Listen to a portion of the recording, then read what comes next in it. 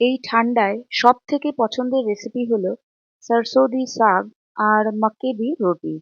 একদম ট্র্যাডিশনালি যেভাবে বানানো হয় সেভাবেই আজকে আপনাদের সাথে শেয়ার করে নেব। বাংলায় যদি বলি, সর্ষের শাক আর ভুট্টার আটা দিয়ে তৈরি রুটি। ভীষণই টেস্টি একটি রেসিপি। ট্র্যাডিশনালি যেভাবে ঘুঁটে ঘুঁটে বানানো হয় সেইভাবেই আজকে আমি বানিয়ে নেব। আর ভুট্টার যে রুটিটা আছে সেটাও কিন্তু একদম ফেটে যাবে না, শক্ত হবে না, একদম সফট থাকবে। ভিডিওটা যদি ভালো লাগে, লাইক, শেয়ার এবং সাবস্ক্রাইব করার অনুরোধ রইল। এখানে আমি ৩ ধরনের শাক নিয়ে নিয়েছি। পালং শাক, সর্ষে শাক আর বেতো শাক। আপনারা চাইলে মেথি শাকও ইউজ করতে পারেন। যেসব শাকগুলো আপনাদের কাছে অ্যাভেলেবেল আছে সেই শাকগুলোই নিয়ে নেবেন। তবে সর্ষে শাক আর পালং শাক কিন্তু অবশ্যই ব্যবহার করতে হবে। সর্ষে শাকের মাঝখানের যে ডালটা আছে ট্র্যাডিশনালি কিন্তু সেটাই ব্যবহার করা হয়। তবে আমি সর্ষে শাকের সমস্ত পাতাগুলোই ব্যবহার করব। সর্ষে শাকের যে ডালটা আছে সেটা আমি একটু ছিলে নেব। নিয়ে নিয়েছি ছোট ১ আঁটি বেতো শাক। বেতো শাকটা কিন্তু আমি পুরোটাই নেব, শুধু পাতাগুলো বেছে নেব না। একদমই কচি নরম ডালগুলো। আর নিয়ে নিয়েছি ১ আঁটি পালং শাক। সমস্ত শাকগুলো খুব ভালো করে বেছে নিতে হবে। বেছে নেওয়ার পর শাকগুলোকে আমি একে একে ২ থেকে ৩ বার খুব ভালো করে ধুয়ে নিচ্ছি। আর যদি আপনারা মেথি শাক ব্যবহার করেন তাহলে মেথি শাকের পরিমাণটা কিন্তু একটু অল্প রাখবেন, কারণ মেথি শাকটা কিন্তু একটু তেতো ভাব থাকে। এবারে খুব ফাইনলি চপ করে নিতে হবে শাকগুলোকে। যত ভালোভাবে শাকগুলো কাটা হবে তত তাড়াতাড়ি কিন্তু শাকগুলো একদম গলে মোলায়েম হয়ে যাবে। এখানে আমি সর্ষে শাক, পালং শাক আর বেঁতো শাককে খুব ভালো করে ফাইনলি চপ করে নিয়েছি। আমি নিয়ে নিয়েছি একটা কড়াই। কড়াইতে নিয়ে নিয়েছি ১ গ্লাস জল। জলটা গরম হতে হতে আমি রেডি করে নেব কিছু মসলা। এখানে আমি নিয়ে নিয়েছি 2 টেবিল স্পুন রসুন কুচি, 2 টেবিল স্পুন আদা কুচি আর ২ টো কাঁচা লঙ্কা কুচি। ঝালটা আর নুনটা আপনারা আপনাদের স্বাদ অনুযায়ী ব্যবহার করবেন। জলটা এখানে হালকা গরম হয়ে গেছে। এর মধ্যে আমি সমস্ত শাকগুলোকে একে একে দিয়ে দেবো। প্রথমে আমি সর্ষে শাকটা দিয়ে দিলাম। তারপরে আমি দিয়ে দিলাম বেঁতো শাক আর পালং শাক। অ্যাড করে দিচ্ছি 1 টেবিল স্পুন নুন। আর যে আদা কুচি, রসুন কুচি আর কাঁচা লঙ্কা কুচিটা রেডি করেছিলাম সেগুলোকে। সবকিছুকে খুব ভালো করে মিশিয়ে দিচ্ছি। এখানে খুব বেশি জলের প্রয়োজন নেই, কারণ শাকের থেকেও কিন্তু যথেষ্ট পরিমাণে জল বেরোবে। কড়াইটাকে আমি ঢেকে রেখে দিচ্ছি ১০ থেকে ১২ মিনিটের জন্য। ততক্ষণে রুটির জন্য আমি ভুট্টার আটাটাকে প্রিপেয়ার করে নেব। এখানে আমি নিয়ে নিয়েছি ৩ কাপ আটা, মানে ভুট্টার আটা। ভুট্টার আটাটাকে আমি একটু চেলে নিচ্ছি। এখানে ভুট্টার আটাটাকে খুব ভালো করে চেলে নিয়েছি। আরেকদিকে একটা বাটিতে আমি নিয়ে নিচ্ছি ১.৫ কাপ জল আর হাফ টিস্পুন নুন। নুনটাকে খুব ভালো করে মিশিয়ে নিচ্ছি। আর জলটা হালকা গরম হয়ে আসলে তার মধ্যে ভুট্টার আটাটা মিশিয়ে দিচ্ছি। গ্যাসের ফ্লেমটাকে এই সময় লোতে রাখতে হবে। লোতে রেখেই খুব ভালো করে ভুট্টার আটাটাকে জলের সাথে মিশিয়ে নিতে হবে। খুব বেশি জল এখানে ব্যবহার করবেন না, কারণ যদি জল বেশি হয়ে যায় তাহলে রুটিটা বানাতে কিন্তু খুবই অসুবিধা হবে।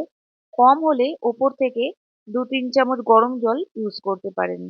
আটাটাকে ঢেকে একপাশে রেখে দেবো। ততক্ষণে প্রায় ১৫ মিনিট হয়ে গেছে। শাকটাও কিন্তু বেশ যথেষ্টই নরম হয়ে গেছে। শাকটাকে খুব ভালো করে আরো একবার ঘুটে নিয়ে এখানে আমি ঢেকে রেখে দেবো আরো ১০ থেকে ১৫ মিনিটের জন্য। আরেকদিকে একটা বাটিতে আমি নিয়ে নিয়েছি 3 টিস্পুন ভুট্টার আটার গুঁড়ো। গুঁড়োটার মধ্যে আমি মিশিয়ে দিচ্ছি অল্প পরিমাণে জল। জল দিয়ে একটা ঘোল আমি তৈরি করে নিচ্ছি। এই জায়গায় আপনারা বেসন অথবা চালের গুঁড়োও ইউজ করতে পারেন। তবে ঠিক এইভাবে একটা ঘোল তৈরি করে তারপরেই কিন্তু ইউজ করবেন। ততক্ষণে শাকটা কিন্তু আরো ১৫ মিনিট হয়ে গেছে আর বেশ নরম হয়ে গেছে। এই সময় আমি অল্প অল্প করে ঘোলটাকে ব্যবহার করব, যেটা আমি ভুট্টার আটার গুঁড়ো দিয়ে তৈরি করেছিলাম। এই ঘোলটা মেশালে শাকটার মধ্যে একটা বাইন্ডিং আসবে। শাক আর জলটাকে আলাদা করে আর বোঝা যাবে না। এবার এইভাবেই শাকটাকে ঘুটে ঘুটে আরো নরম মোলায়েম করে নিতে হবে। অনেকে কিন্তু শাকটাকে কুকারের মধ্যে সিটি দিয়ে নেন। আপনারা চাইলে কিন্তু সেভাবেও তৈরি করতে পারেন। তার জন্য একটা সিটিই কিন্তু যথেষ্ট।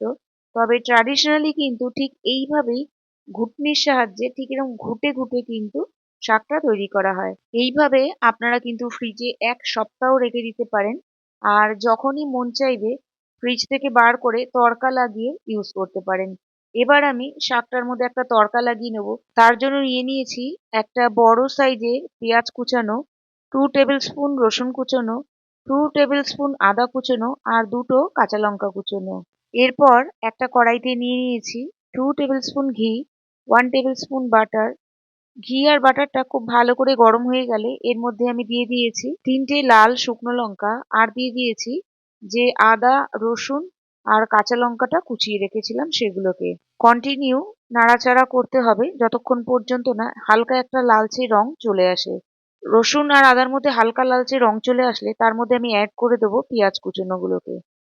আবারও নেড়ে-চেড়ে হালকা বাদামি করে পেঁয়াজগুলোকে ভেজে নিতে হবে। পেঁয়াজগুলো যখন হালকা লালচে কালার চলে আসবে, তখন এর মধ্যে আমি অ্যাড করে দেবো আগে থেকে যে শাকটা রেডি করেছিলাম সেই শাকটা। এখানে আপনাদের যদি মনে হয় যে শাকটা খুব ঠিক আছে, আপনারা কিন্তু চাইলে এর মধ্যে অল্প একটু পরিমাণে গরম জল ব্যবহার করতে পারেন। শাকটা দেখতেও যেরকম সুন্দর লাগছে, খেতেও কিন্তু ঠিক ততটাই টেস্টি হয়েছে। এখানে জল আর শাকটা কিন্তু মোটেও বোঝা যাচ্ছে না, সবকিছু একদম একসাথে মিশে গেছে। এরপর এর মধ্যে আমি দিয়ে দেবো একটু ধাবা স্টাইল তড়কা। মানে ধাবাতে যে ধরনের তড়কা এর মধ্যে ব্যবহার করা হয়। তার জন্য একটা তড়কা প্যানে আমি নিয়ে নিয়েছি 2 টিস্পুন ঘি, ২ টো লাল শুকনো লঙ্কা আর 1 টিস্পুন রসুন কুচি। আর দেখতে ভালো লাগার জন্য 1/2 teaspoon Kashmiri red chilli powder. সবকিছুকে খুব ভালো করে মিশিয়ে নিয়ে এটা আমি তড়কা লাগিয়ে দিচ্ছি সর্ষে শাকের ওপরে। এভাবে তড়কা লাগালে সর্ষে শাকের টেস্টটা আরো বেশি বেড়ে যায়। আর ওপর থেকে দিয়ে দিলাম একটা বাটারের টুকরো। আমাদের সরসোঁ দা শাক কিন্তু একদম রেডি। চলুন এবার বানিয়ে নিই মাক্কে দি রুটি। তার জন্য ভুট্টার আটাটাকে খুব ভালো করে মেখে নিতে হবে। আটাটা ভালো করে মাখা হলে রুটিগুলোও কিন্তু খুব সুন্দর হবে। এখানে আটাটা না বেশি নরম মাখা হবে, না বেশি শক্ত মাখা হবে, মিডিয়াম রাখতে হবে। অনেকের প্রবলেম হয় রুটিটা ফেটে যায় বা খুব শক্ত হয়ে যায়। যদি এইভাবে কিন্তু আটাটা খুব ভালো করে মেখে নেওয়া হয় তাহলে রুটিটা কিন্তু খুবই সফট তৈরি হয়। এখানে আমি ওপর থেকে দিয়ে দিলাম 1 টিস্পুন তেল। তেল দিয়ে আবারও একবার খুব ভালো করে আমি আটাটাকে মেখে নিলাম। বেলার সময় অল্প পরিমাণে ময়দা অথবা ভুট্টার আটার গুঁড়ো ছড়িয়েও কিন্তু বেলে নিতে পারেন। রুটি এখানে পাতলা অথবা মোটা আপনারা আপনাদের পছন্দ অনুযায়ী বেলে নিতে পারেন। তাওয়াতে দুপিঠ ভালো করে সেঁকে নিয়ে গ্যাস ওভেনের ওপর ডাইরেক্ট এভাবে সেঁকে নিতে পারেন অথবা তাওয়াতেও কিন্তু ফুলিয়ে নিতে পারেন। আপনারা আপনাদের সুবিধা অনুযায়ী যে কোনো রকম ভাবেই রুটিটা তৈরি করে নিতে পারেন। এখানে প্রত্যেকটা রুটিই কিন্তু একদম ফোলা ফোলা হয়েছে। ওপর থেকে আমি লাগিয়ে দিচ্ছি বাটার আর দিয়ে দিচ্ছি একটু কাশ্মীরি লাল লঙ্কার গুঁড়ো অথবা আপনারা চাইলে কিন্তু ঝাল লাল লঙ্কার গুঁড়ো ইউজ করতে পারেন। আমাদের সরসোঁ দা শাক আর মাক্কি দি রুটি কিন্তু একদম রেডি। শীতকালে কিন্তু এই রেসিপিটা একদম আল্টিমেট রেসিপি। কখনো যদি ট্রাই না করে থাকেন আমি বলবো অন্তত একবার হলেও ট্রাই করবেন। আজকের রেসিপি আপনাদের কেমন লাগলো অবশ্যই কমেন্ট বক্সে একটা কমেন্ট করে জানাবেন। আজকে তবে এই পর্যন্তই। আবার দেখা হবে আরেকটি নতুন রেসিপির সাথে। Enjoy with your family. Tata.